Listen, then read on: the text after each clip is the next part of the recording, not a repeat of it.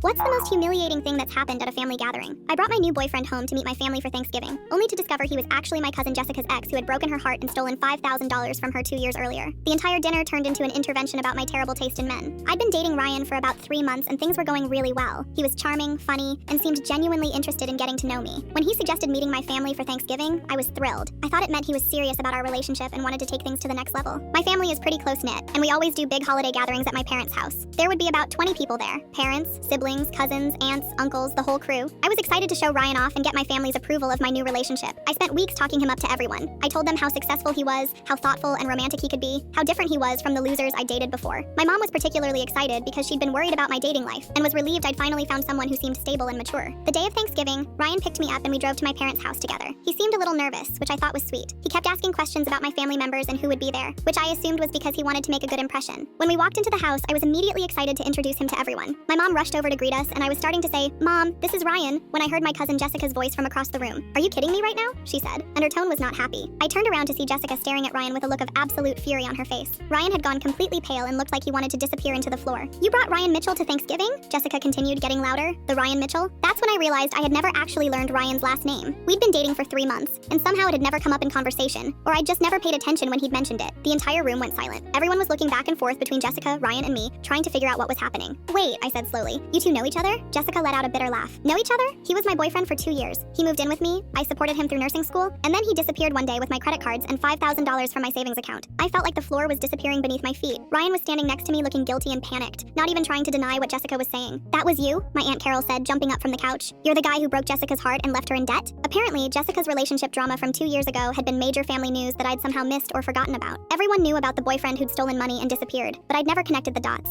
My Uncle Mike stood up and pointed at Ryan. "You have some nerve showing up here after what you did to our Jessica." Ryan finally found his voice. "Look, that situation was complicated. Jessica and I had problems, and yes, I made some mistakes, but..." "Mistakes?" Jessica interrupted. "You stole $5,000 and left me with your credit card debt." The whole family erupted into chaos. My dad was demanding Ryan leave immediately. My mom was asking me how I could have brought him without knowing who he was. My little cousins were asking why everyone was yelling. I was standing there in complete shock, realizing that my perfect boyfriend was actually the family villain everyone had been talking about for years. Every story Jessica had told about her terrible ex, the lies, the manipulation, the financial abuse, had been about the man I thought I was falling in love with. Ryan tried to explain himself, but 20 angry family members weren't interested in hearing excuses. My dad physically escorted him to the door while Jessica detailed all the ways he'd destroyed her life. I spent Thanksgiving dinner getting lectured about red flags and background checks while eating turkey that tasted like shame.